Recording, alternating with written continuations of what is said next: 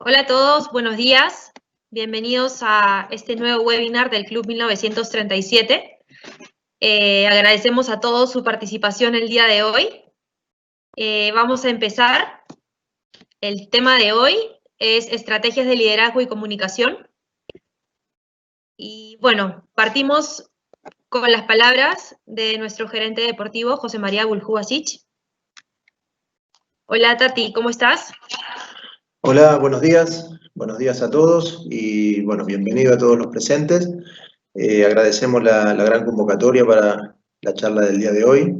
Como todos saben, Universidad Católica viene ofreciendo distintos webinars ligados a la gestión en la industria del deporte. Hoy contamos con la presencia de nuestro entrenador, contamos con Ariel Holland para que nos dé un enfoque del liderazgo y la comunicación en equipos de trabajo. Creemos que esto puede aplicarse para todo tipo de actividades, no solo dentro de la cancha como lo hace Ariel con nuestro primer equipo. Así que, bueno, gracias a los socios y abonados que hoy se suman a esta experiencia y esperamos que sea de utilidad para todos. Así que, bueno, los dejo con Ariel. Buen día y que disfruten el webinar. Bueno, buenos días. Primeramente quería agradecerle a Juan Tagle, el presidente del club, a la mesa directiva, a vos, Tati, como manager de la institución, a Mayra, Valeria, como responsables del equipo de comunicación y prensa del club, y también a Sergio Villarruel, que es nuestro psicólogo, y que cuando ustedes me plantearon el tema para abordar, me ha ayudado o me ha guiado para poder mostrarles aspectos de nuestro trabajo. Entonces, agradecerles finalmente a todos los que están del otro lado de la cámara y empezar diciéndoles o proponiéndoles un ejercicio de unos pocos segundos con los ojos abiertos o cerrados, pensar en algún líder que los haya marcado a ustedes a lo largo de su vida, en alguna actividad en particular o en la que ustedes quieran, y que ese líder los haya marcado por sus conductas, por sus actitudes, por sus formas. Entonces pensemos unos segundos cada uno individualmente en esa persona.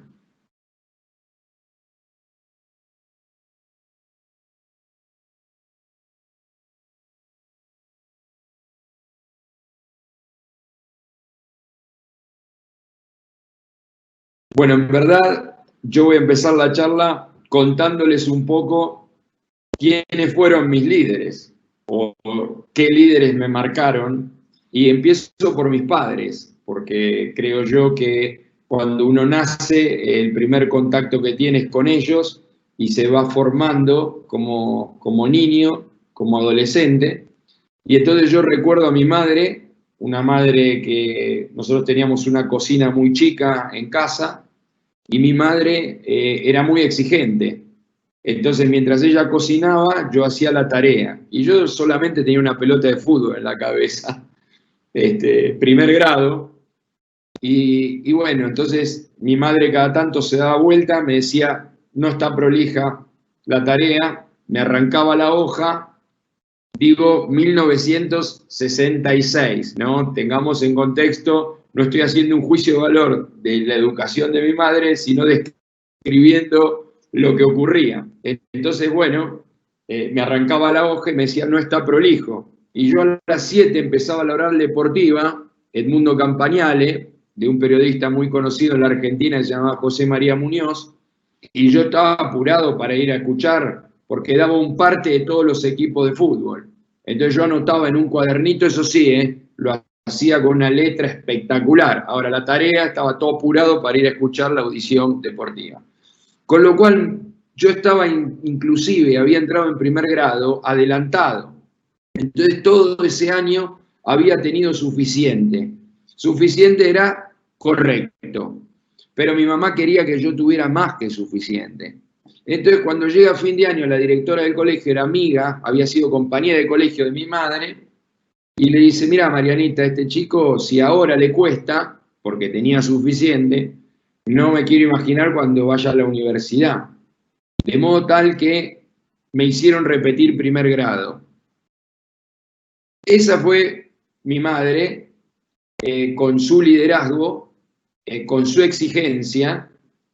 Y bueno, mi padre, cuando tenía 14 años, yo quería jugar al fútbol, estaba en un club de fútbol de mi ciudad, que es Banfield, en el partido de Loma de Zamora, y claro, yo tampoco tenía las condiciones de un futbolista de selección, jugaba, me la rebuscaba. Entonces mi padre vino y me dijo, no, mira, el colegio es bilingüe, a la mañana es castellano, a la tarde es inglés, yo te tengo que sacar de inglés para llevarte a jugar al fútbol, y yo quiero que vos seas abogado, que estudies, bueno, mi padre. Con lo cual no jugué al fútbol. Dentro de un contexto de nuestra infancia y ya adolescencia de gobiernos militares, con lo cual fuera de casa la estructura era yo mando, tú obedeces. En ese interín, cuando yo me frustro como jugador de fútbol, aparece el hockey en mi vida y aparece un personaje que se llamaba, desgraciadamente porque falleció, Luis Ciancia, que fue entrenador y head coach del equipo de hockey de la selección chilena durante muchos años, y fue el padre de las Leonas, digamos, y de Sergio Vigil, de Cachito. Y realmente yo lo conocí cuando tenía 16 años, porque fui a jugar al hockey, porque entendía que era lo más parecido al fútbol. Y Luis, cuando lo conocí, fue ese líder que yo dije, quiero ser como él. Y desde allí empecé a entrenar. Lo empecé a ayudar a él, y a los 16 años tuve mi primer equipo de hockey. Pero Luis también estaba educado bajo estas formas, y entonces era un líder de muchísima personalidad, y que durante muchos años de mi vida como entrenador de hockey, más de 25, entendía que el conducir era mandar, y que había otro que tenía que obedecer. Y fui entendiendo con la experiencia que tenía que transformarme, porque no era eso, a pesar de que daba resultado, porque me había ido muy bien como entrenador de hockey, no era lo que a mí más satisfacción me daba, porque aparecía el Ariel muy racional, dejando de lado al Ariel emocional, y los seres humanos somos emociones. Entonces vi la necesidad personal de iniciar un proceso de transformación donde desde esa disciplina que yo había desde niño y desde adolescente se tenía sellada a fuego, empezar a ver, me costaron muchos años, pero muchos años en darme cuenta, de que por ahí podía obtener mejores resultados si desde mi mirada, en vez de mandar y que otro obedezca, conducir significaba persuadir. Lo que no significa que uno no ponga límites, porque los límites son terapéuticos y son necesarios en la vida de las personas, pero la forma en que uno va llevando adelante esos límites y esa forma de persuadir cuando uno lidera, en vez de ser jefe, tratar de ser un guía.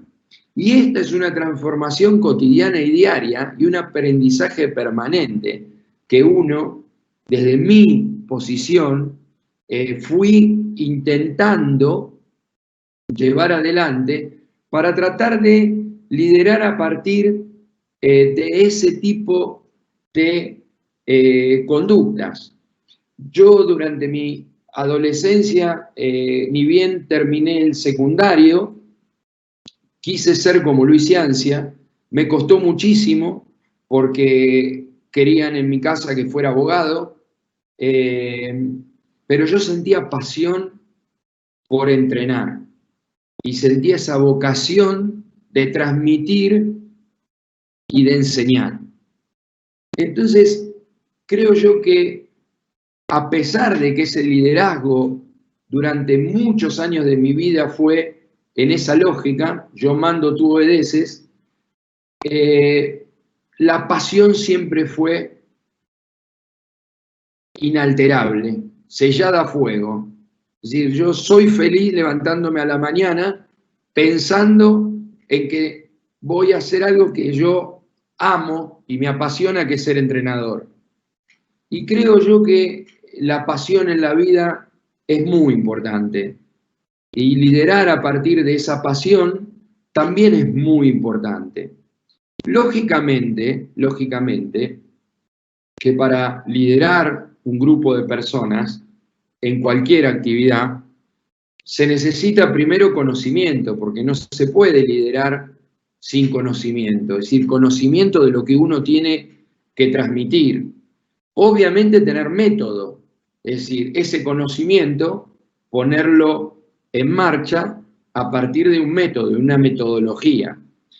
Y a partir de esa metodología que uno va poniendo en marcha, uno va tratando de mejorar en un aspecto clave en las relaciones humanas, que es la comunicación. Y yo fui aprendiendo en los últimos tiempos que hay ciertas formas de comunicar y empiezan desde cómo uno se presenta en el ámbito donde va a desarrollar su liderazgo y cómo se presenta en su forma, cómo crea un ambiente de trabajo agradable, cómo se viste. Todo es comunicación. Pero si tuviera que profundizar un poquito ese tema, me fui centrando en los últimos tiempos en algo que yo llamo la reglita de las 3P, ¿no? Todos los seres humanos tenemos preocupaciones, tenemos problemas y tenemos posibilidades. Entonces, el saber cómo está un equipo de trabajo, ya sea los que llevan adelante este proceso metodológico, en este caso en el fútbol, de entrenamiento, que son mi cuerpo técnico, que está compuesto por ayudantes, que me ayudan a mí, valga la redundancia, en el armado de los ejercicios, en el armado del análisis del equipo y de los rivales, mis videoanalistas, que son los que aportan las imágenes para que nosotros podamos, no solamente lo que filmamos en entrenamiento, sino lo que producimos en los partidos y también lo que producen los rivales, para ajustar nuestra metodología de trabajo. Mi preparador físico con su ayudante, mi cuerpo médico, porque el cuerpo médico es muy importante en deportes de alto rendimiento, las personas que me rodean, como decía, en la comunicación, o mi manager, y entonces articular todas estas áreas es un trabajo de todos los días, y en el cual yo me respaldo mucho también en nuestro psicólogo, porque él es experto y tiene preparación y estudio acerca de las relaciones humanas, que es su profesión.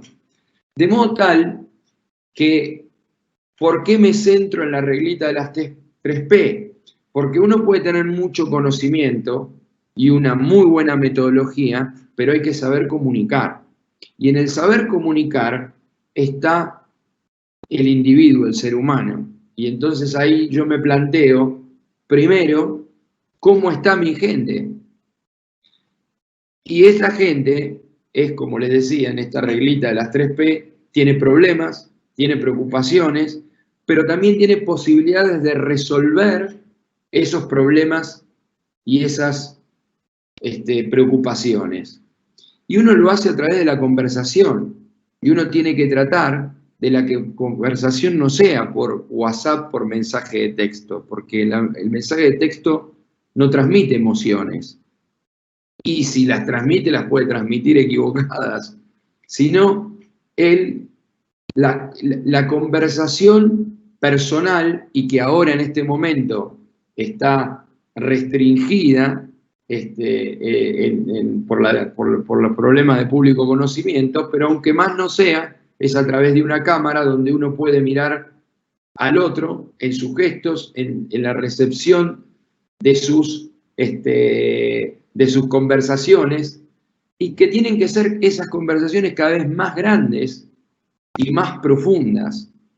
Porque, insisto, podemos tener los mejores ejercicios, podemos tener la mejor metodología, pero si no sabemos cómo está la persona en la cual tiene que llevar adelante esto, es como que la mesa queda renga, le falta una pata y es la pata más importante, que son las emociones de las personas.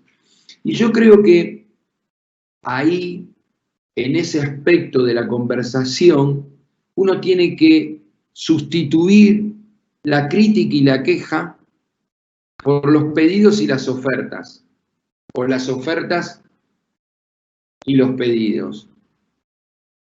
Yo creo que la confianza es fundamental en un equipo de trabajo.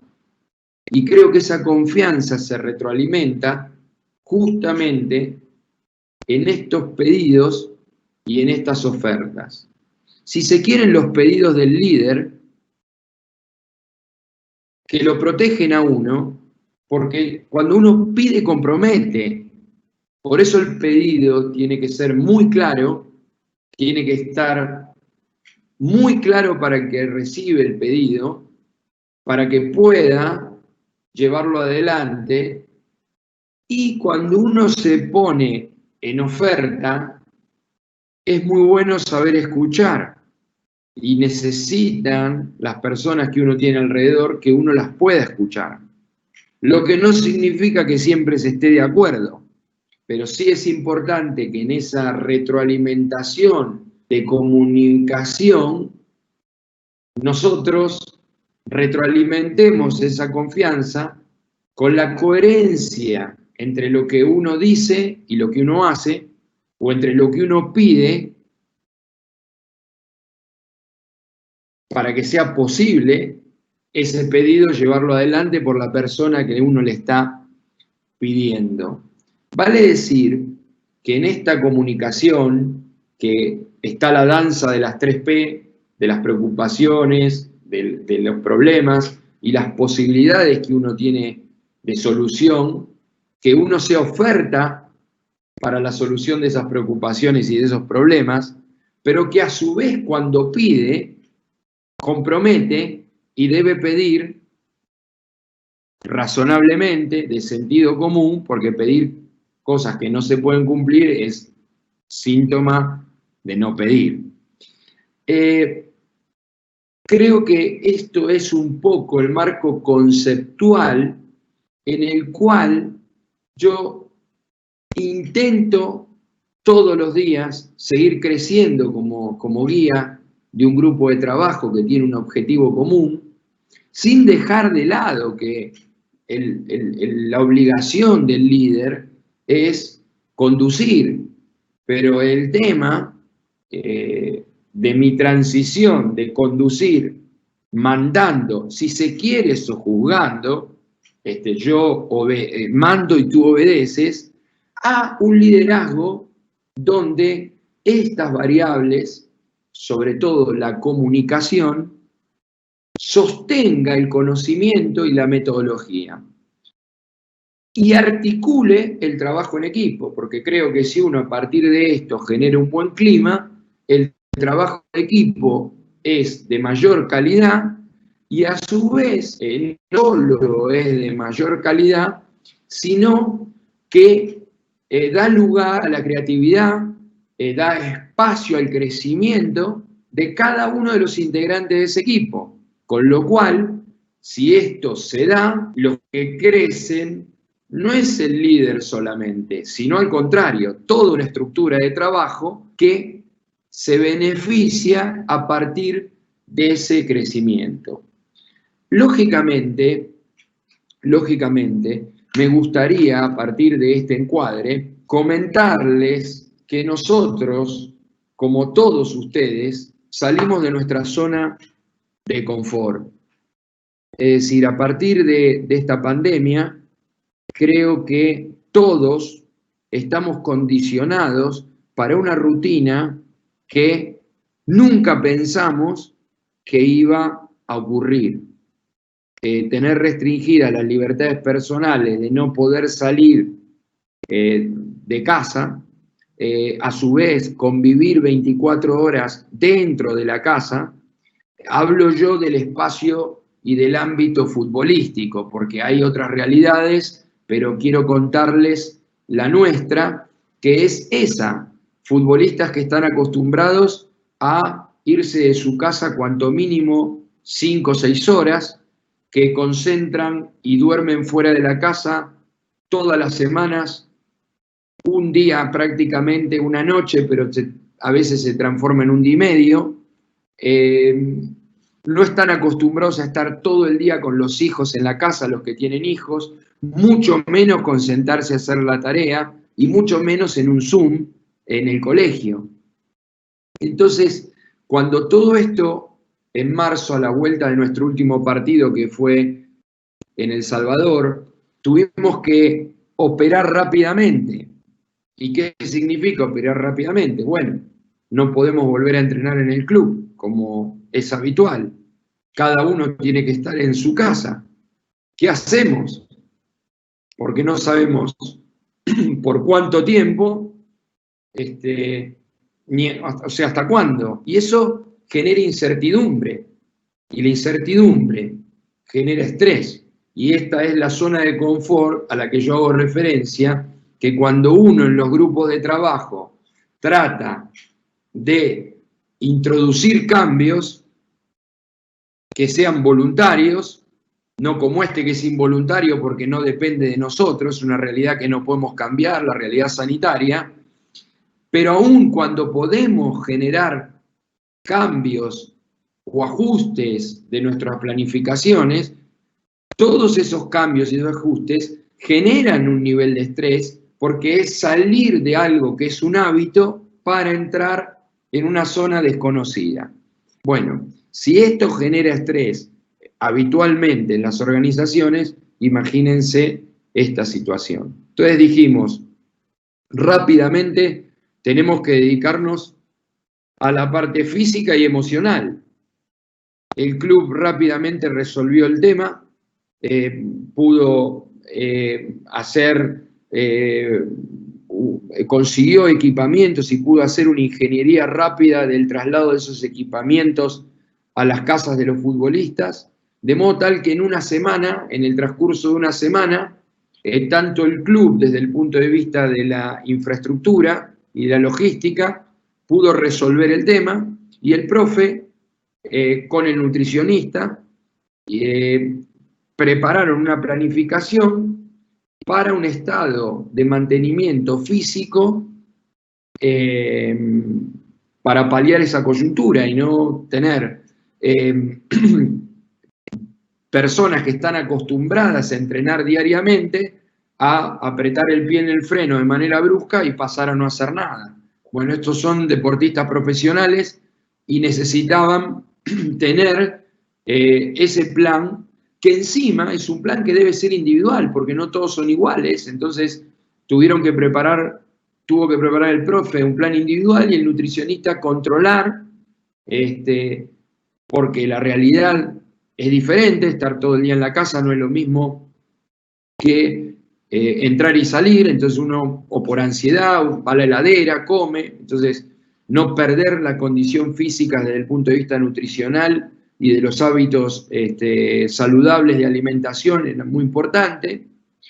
Pero también, y esto lo hablamos mucho con Sergio Villarruel, el psicólogo, que está muy abocado a las emociones y a cómo respondemos emocionalmente los seres humanos. Entonces diseñamos un plan de coaching que consiste en tratar un tema en particular y que empezó justamente por estas dos cuestiones que yo en algún momento soslayé de la charla, que fueron ¿cómo están? Simplemente preguntar cómo están, volver a recrear a partir de un Zoom colectivo la idea esa de vestuario. En el fútbol el vestuario es la llegada a la oficina y es el mate y es charlar un ratito antes de ponerse a trabajar y es ¿cómo estás? ¿Cómo estás? Bien.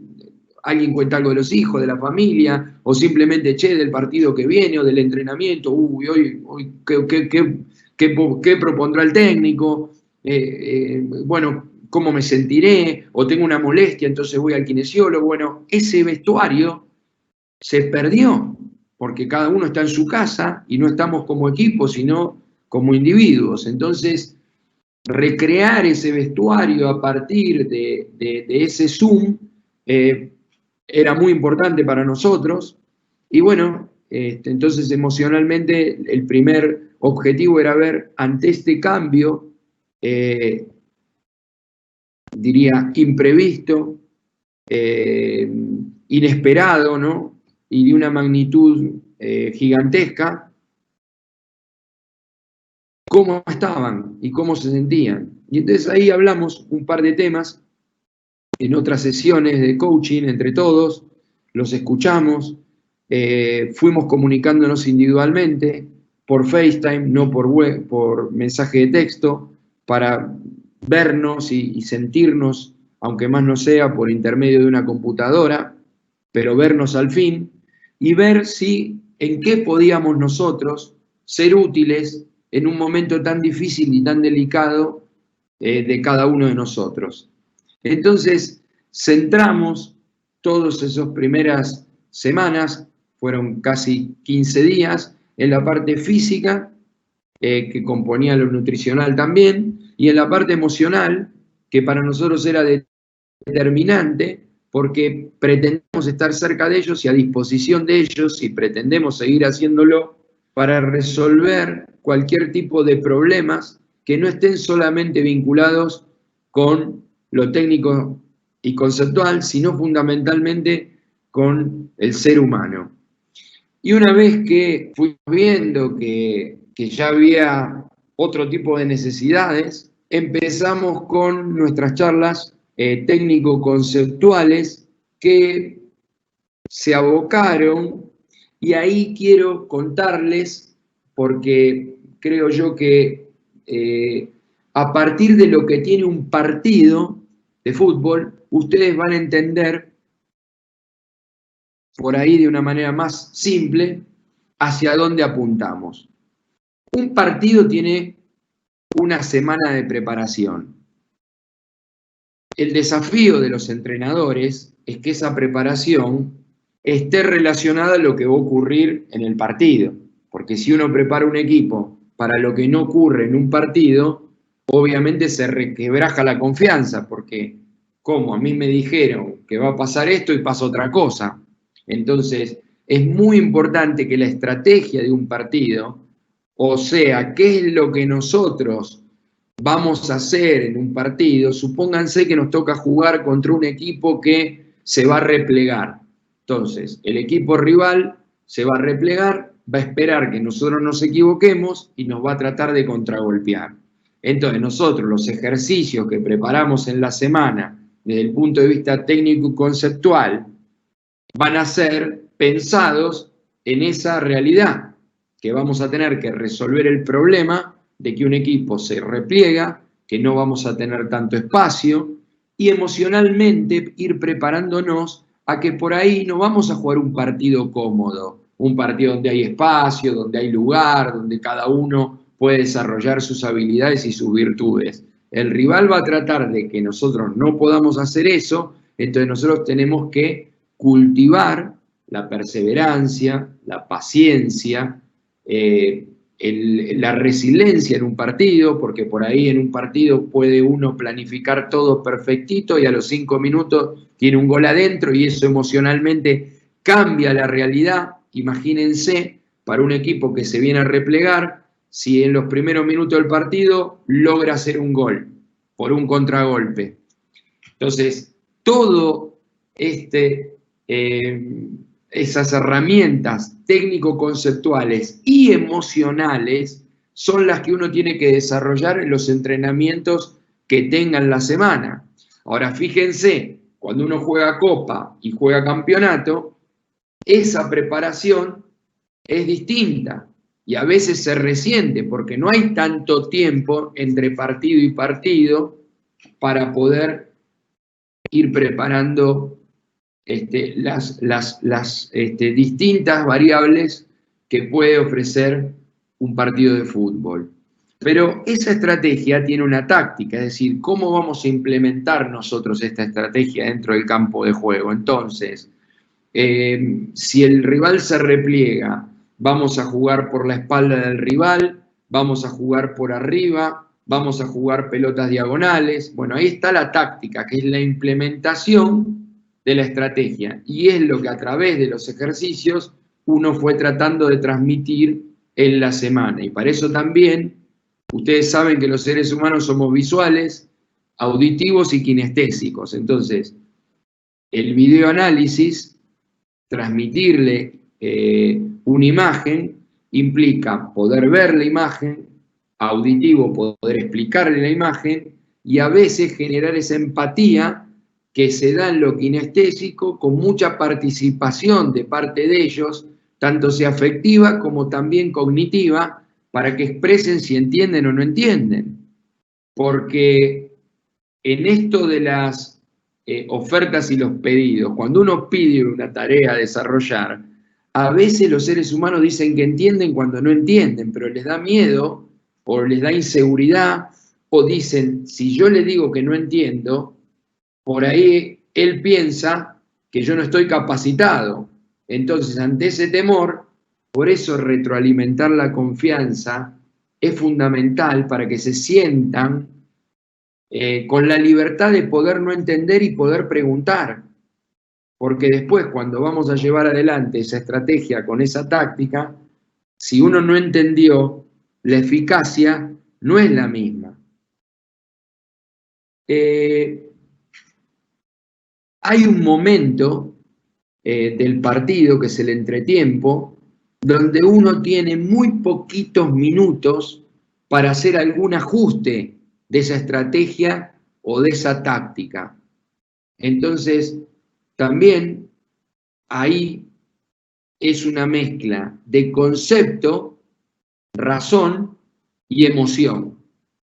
Y hay que buscar la buena armonía entre ambas.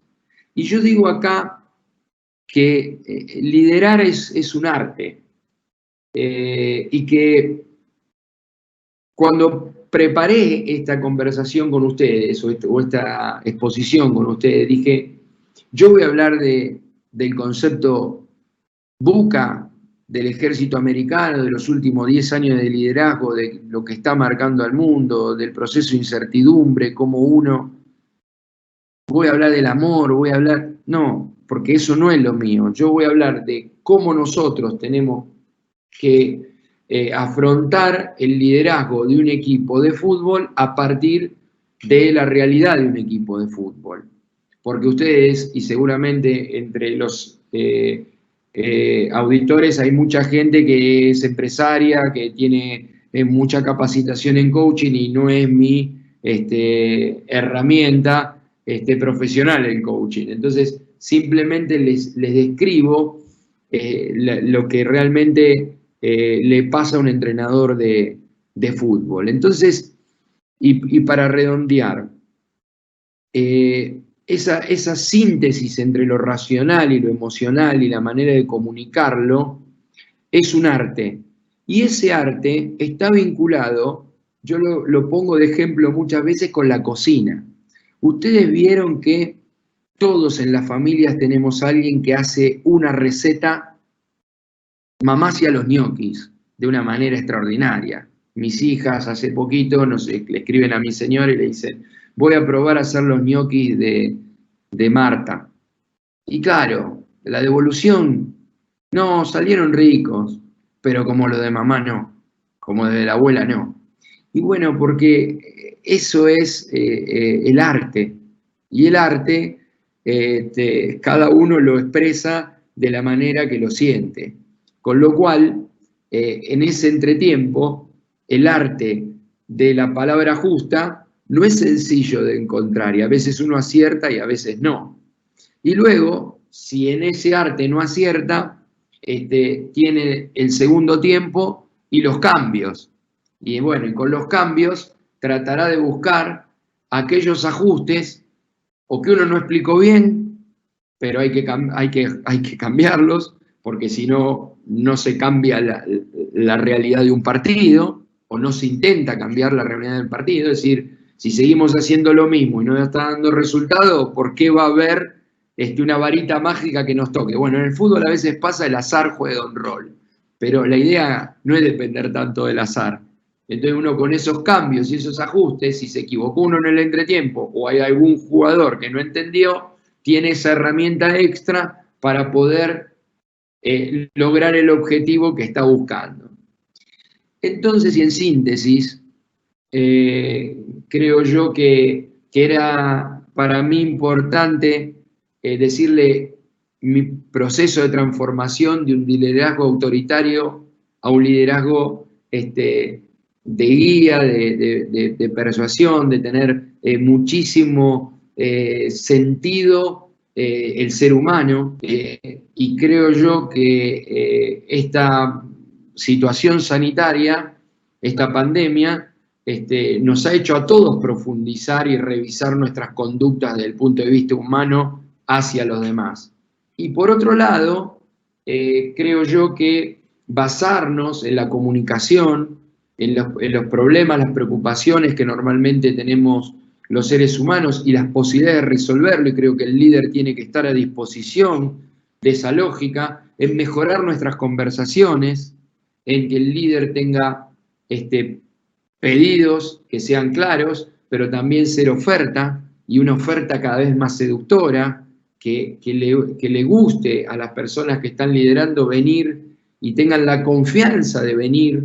Hay que retroalimentarlo, no es sencillo, hay que trabajar mucho para que el equipo de trabajo y el equipo de trabajo, hablo de todo el mundo, tenga la confianza de decir, se enojará si le digo, no se enojará, si mi mirada la valorará, no la valorará. Bueno, retroalimentar esa confianza a las organizaciones es fundamental, porque se produce un crecimiento general de todo el equipo de trabajo y es un ganar-ganar.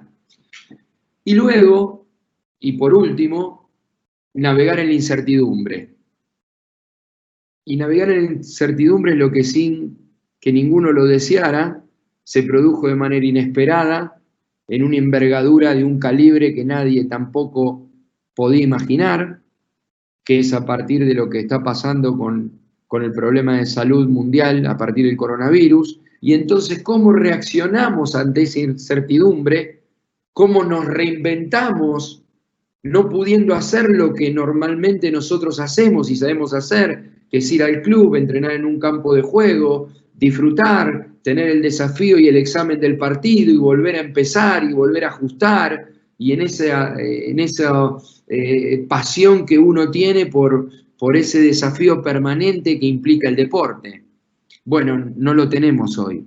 Entonces nos tuvimos que reinventar, y entonces en esa reinvención, como cada uno de los actores del cuerpo técnico fue dando lo mejor de cada uno para estar a disposición de nuestros futbolistas, que son los que realmente nos ocupan y nos preocupan para que transiten este camino de incertidumbre con la mayor cantidad de herramientas que en nuestro lugar les podamos ofrecer para que sea, no sé si la palabra es placentero, pero por lo menos más confortable. Esto es un poco lo que yo tenía para contarles, y bueno, estoy abierto para las preguntas que me quieran hacer y que yo les pueda responder. Muchas gracias, Ariel, por la charla, y de verdad que creo que ha sido muy inspirador todo lo que hemos escuchado, más aún en estos momentos de incertidumbre, como dices. Vamos a pasar a algunas preguntas que tenemos y que nos hicieron llegar. La primera es, ¿de qué se sostiene un líder cuando hay fracasos para poder transmitirlo a un equipo de trabajo?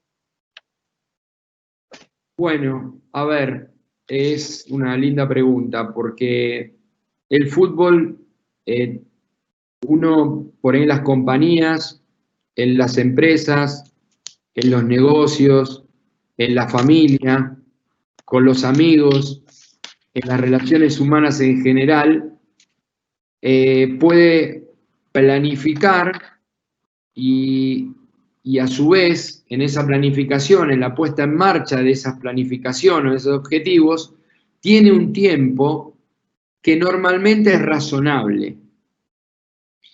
En el fútbol los tiempos no saben de razón. Es el domingo, hay que ganar, y si el domingo no se gana, hay un problema. ¿Y cuál es el problema que hay que combatir? Y que el portero, cuando entras con el auto, está deprimido, llegás al vestuario y los compañeros de trabajo se atan los cordones sin el mismo entusiasmo que cuando ganamos. Los futbolistas llegan con la cabeza baja al entrenamiento pensando que son culpables y no responsables, cada uno de su área, de ver cómo lo podemos hacer mejor para que el partido siguiente podamos ganar. Y lógicamente yo siempre digo que en el fútbol hay que evitar que el avión entre en pérdida. Ustedes fíjense si hablan alguna vez con un piloto, el piloto lo que tiene que evitar es que un jumbo entre en pérdida, porque una vez que entra en pérdida es muy difícil levantarlo. Entonces en el fútbol hay que evitarlo y esto es día a día. Y no es una tarea sencilla porque cuando uno gana, todo un entorno, inclusive el entorno que está por fuera de la institución, el entorno periodístico, el entorno de sus amigos, lo pone a uno en un lugar ganando que es poco menos que tiene a Dios agarrado de la cintura. Mientras que cuando pierde, uno está ahí tirado en un rincón y, vuelvo a insistir, la sensación de que no sirve para nada, le quiso todo mal. Entonces, manejar esas emociones a nivel empresarial no es más sencillo, pero hay más tiempo. A nivel familiar hay más tiempo, porque nada es determinante de un día para el otro. Sin embargo, en el fútbol, cada domingo los futbolistas dan examen, los entrenadores dan examen, y toda la estructura futbolística de un club, el presidente indirectamente, el manager indirectamente, todos se sienten involucrados en el ganar o perder. Entonces es una situación muy difícil de administrar y creo yo que es muy importante que todo proceso tiene que tener ajustes y todo proceso es fundamental que esos ajustes sean ajustes que vayan contribuyendo a cambiar esa lógica. Si las cosas no van bien, si seguimos haciendo lo mismo, es difícil que haya otro resultado. Entonces esa es la lógica que hay que utilizar para que uno pueda producir cambios cuando las cosas no funcionan.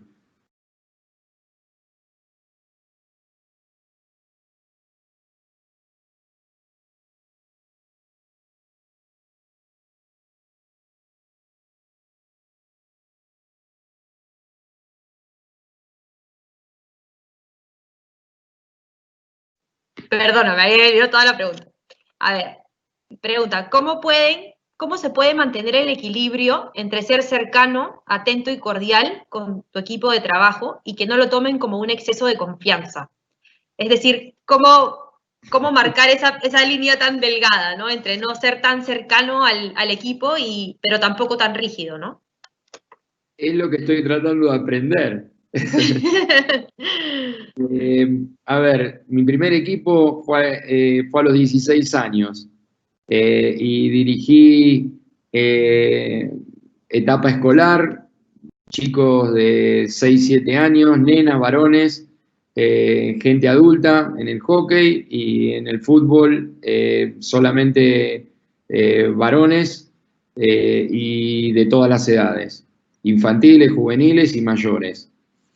Y es parte de mi proceso de transformación.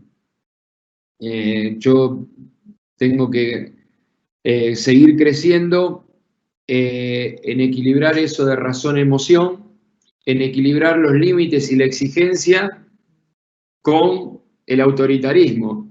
Es decir, insisto, alguien tiene que conducir, pero yo creo que ese equilibrio se encuentra a través de lo que hemos conversado, de poder tener conversaciones que retroalimenten la confianza. Yo creo que la confianza es fundamental en los grupos. Y cuando los líderes logran que la gente que uno lidera tenga confianza en uno y a su vez uno tener confianza en la gente que lidera, es donde se obtienen los mejores resultados. Y a veces se consigue y a veces no se consigue. Y entonces es una revisión permanente de las conductas de uno como líder y agotar todas las herramientas que uno tenga a su alcance para lograr esa armonía y lograr esa confianza. Porque una vez que esa confianza se resquebraja, y que generalmente se resquebraja cuando uno no tiene coherencia entre lo que dice y lo que hace, o cuando uno entre sus pedidos están pedidos que son imposibles de cumplir. Voy a poner un ejemplo burdo. Si yo a un defensor le pido que juegue delantero y un delantero que juegue defensor, después no me puedo enojar si no lo pudo hacer. Entonces, hay que evitar enojarse, y sobre todo cuando uno no pidió lo que corresponde. Pero ese nivel de autocrítica y ese nivel de autoanálisis y ese nivel de autoevaluación es muy difícil de tener uno mismo. Y a mí me gusta que siempre dentro de la organización haya un observador objetivo. En este caso puede ser un psicólogo, puede ser un coach, que por arriba de la estructura lo vaya entrenando a uno y a su equipo de trabajo, ¿no? Esa podría ser una ayuda invalorable, pero de todas maneras, si no lo hubiera, creo que es muy importante revisar la comunicación. Yo creo que en la comunicación está el secreto. Uno puede en el contenido no ser tan excelso o tan brillante.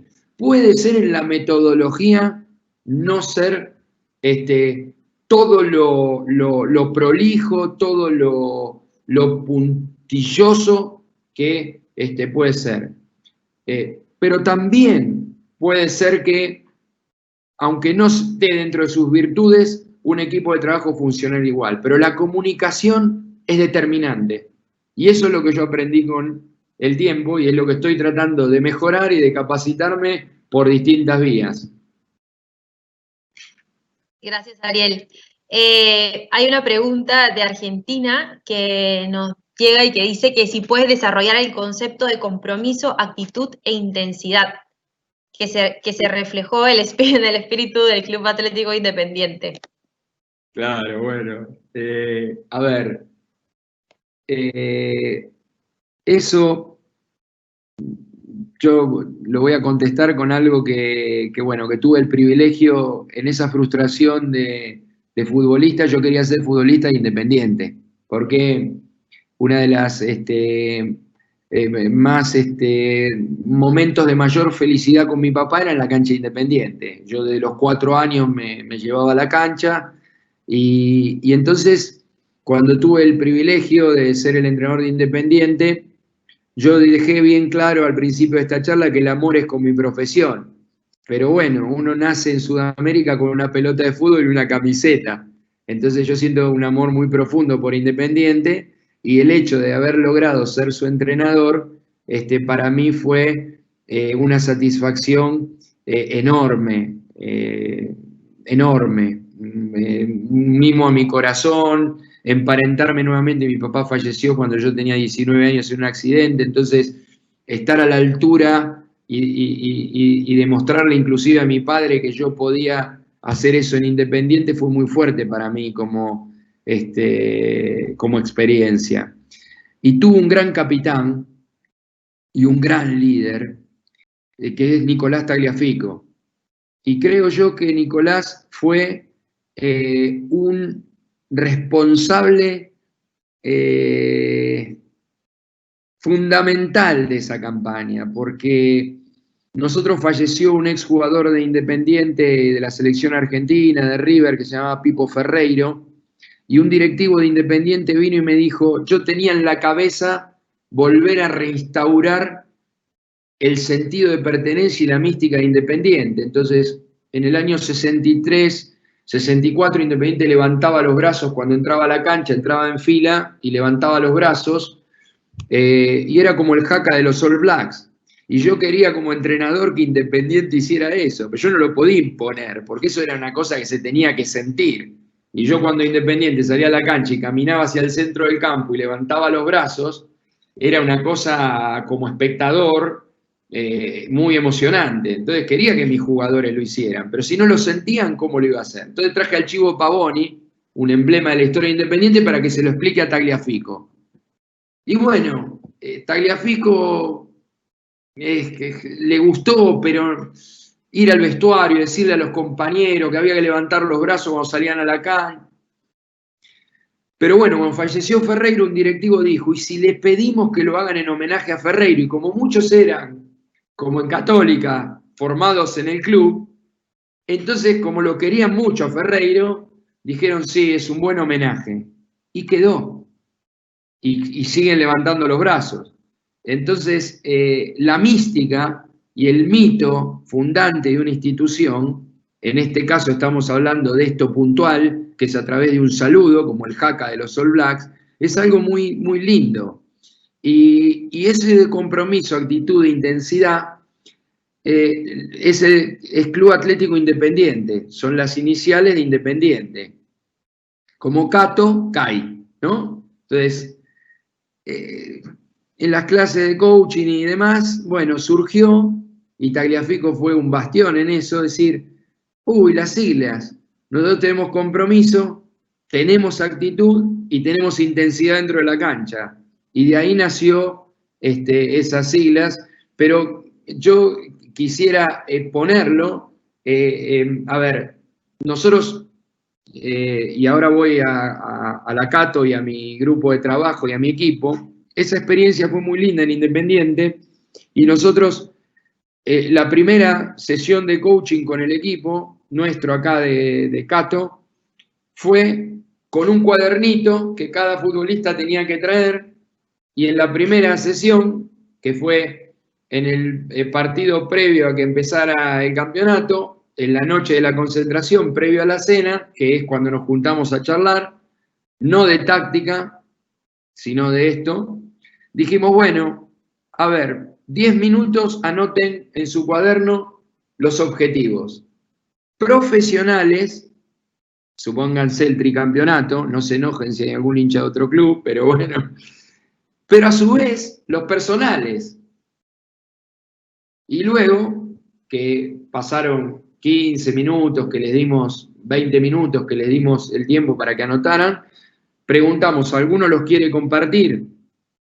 Bueno, así se van dando ejemplos como el de compromiso, actitud e intensidad, así se van dando situaciones que son muy enriquecedoras como grupo humano, ¿no?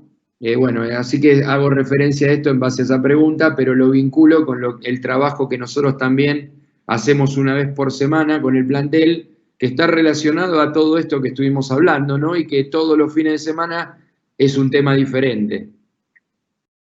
Gracias, Ariel. Bueno, nos quedan un par de preguntas para no alargarnos mucho. Y la siguiente pregunta se refiere al tema de la tecnología.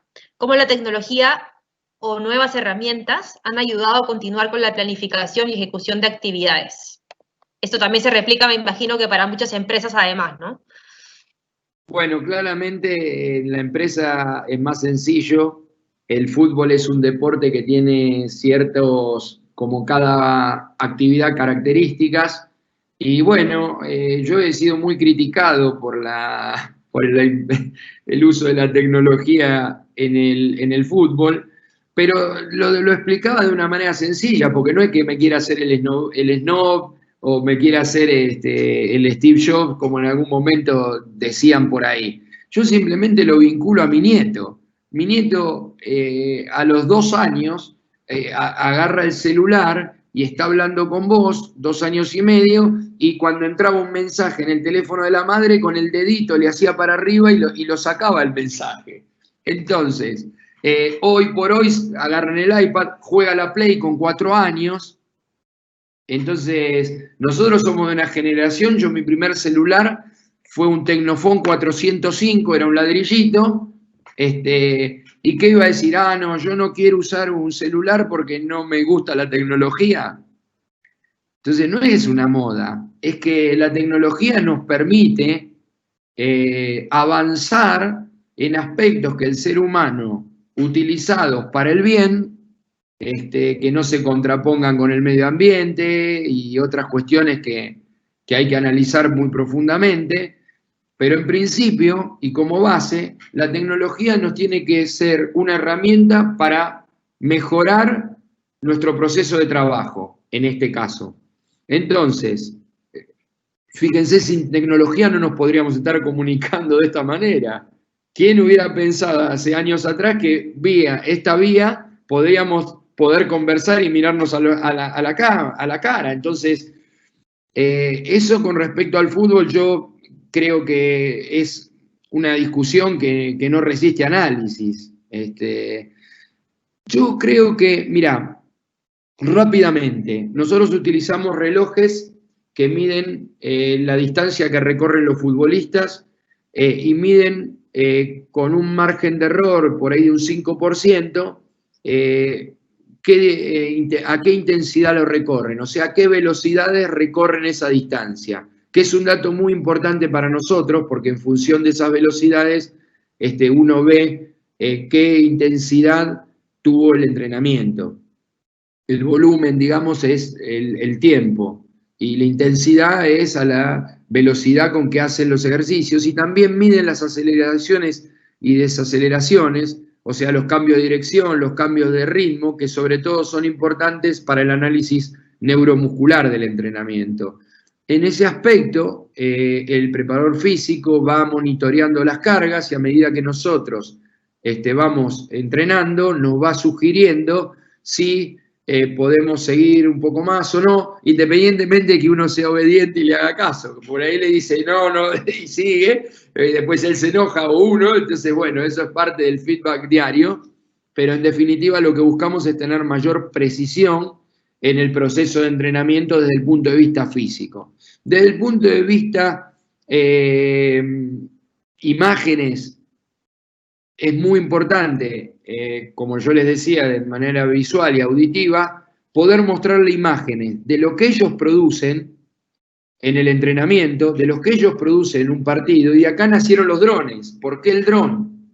¿Por qué a mí se me ocurrió poner un dron en un campo de juego? Y porque era la necesidad, porque no todos los clubes de fútbol tienen infraestructura adecuada para filmar desde una altura que yo le muestre una imagen a un futbolista y le sea de utilidad para modificar conductas. Si yo le muestro una imagen filmada a ras de piso, no es el mismo plano que si se lo muestro de altura, donde él puede no solamente verse a él en la posesión del balón, sino ver a todos sus compañeros, de modo tal que esto en la toma de decisiones contribuye al análisis personal también de él, de cómo toma las decisiones.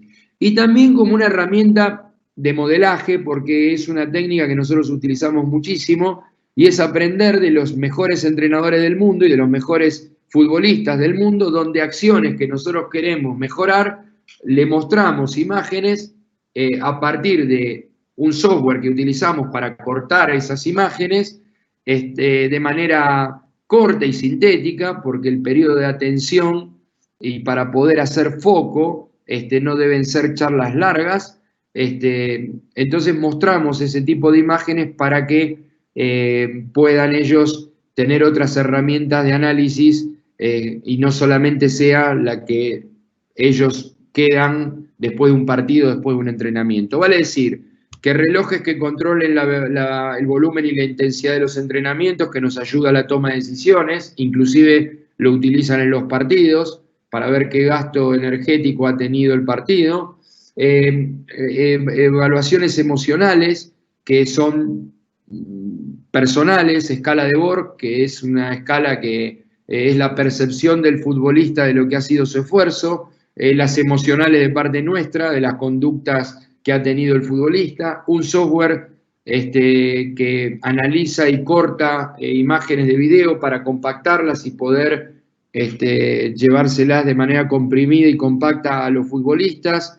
Y después otras herramientas que utiliza el área médica, que son las herramientas, el nutricionista de antropometrías, que miden los pliegos cutáneos para para ir viendo cómo se ajusta el proceso de entrenamiento o el proceso alimentario, para que esté un individuo en el peso y en la antropometría ideal, y también todos los aparatos que utiliza el cuerpo médico para la recuperación, que son todos los aparatos de kinesiología. Así que hay mucha tecnología alrededor del fútbol que se utiliza y sirve para el acondicionamiento físico y mental de los futbolistas, ¿no? Gracias, Ariel. Bueno, cerrando la charla del día de hoy, quisiéramos pedirte como unas últimas palabras dirigidas a tanto instituciones deportivas como empresas, considerando este momento, como tú decías, de incertidumbre. ¿Qué consejos podrías como finales darles para poder mantenernos con ánimos durante esta etapa? Mira, yo no me atrevería a dar, yo te agradezco y la confianza de todos ustedes para dar un consejo. Sí, profundizar en mi vivencia personal. Yo creo que esto tiene que servirnos a los seres humanos para ser más humanos, para tener conductas más humanas, de mayor sensibilidad, de pensar en el otro, de ponerme en el lugar del otro, de saber que mi conducta individual hoy es muy importante porque afecta a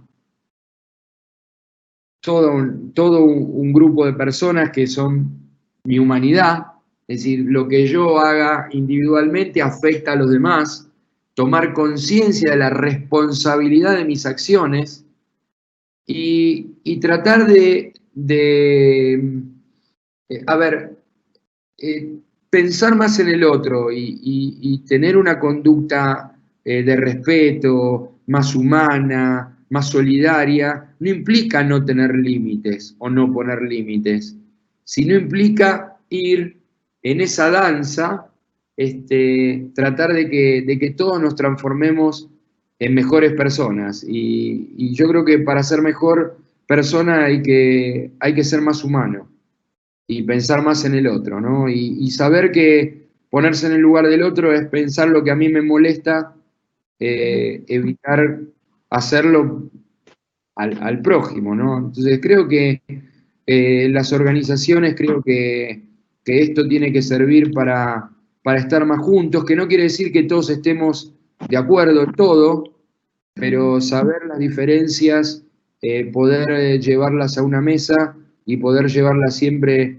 de manera racional y bueno, y pensando en el otro, porque yo creo que la primera violencia que uno ejerce es cuando no piensa en el otro. Entonces, creo que respetar a los demás implica esa retroalimentación de una comunicación sana y de confianza en el otro, no estar en un diálogo donde sea a ver qué me va a sacar o qué me va a pedir o por dónde me quiere perjudicar, sino al revés, un diálogo más sincero, más maduro, más adulto y siempre pensando en el otro. Creo que eso es lo que espero que cuando pase todo esto, y esperemos que lo más pronto posible, no nos olvidemos de esto y tratemos de profundizarlo y llevarlo presente en cada día de nuestros actos. Gracias, Ariel. Bueno, nada, Ariel, agradecerte en realidad por el tiempo que nos has regalado hoy día. Ha sido un agrado poder conocerte un poco más y conversar acerca de estos temas que finalmente no necesariamente van ligados al día del partido, sino dándole un enfoque distinto. Así que agradecerte y desearte todos los éxitos en lo que queda del año. Bueno, el agradecido soy yo por esta oportunidad, me sentí muy cómodo, la verdad que sí, estoy muy contento de haber tenido, insisto, esta oportunidad y agradecimiento profundo a ustedes y a toda la gente que se tomó el tiempo de escuchar esta charla. Muchas gracias. Gracias, Ariel. Un abrazo. Gracias a todos los presentes. Bueno, el día de hoy estuvimos además con nuestros socios y abonados, así que esperamos que haya sido del agrado de todos la charla y haber podido compartir con Ariel esta experiencia. Un abrazo y hasta la próxima. Chao.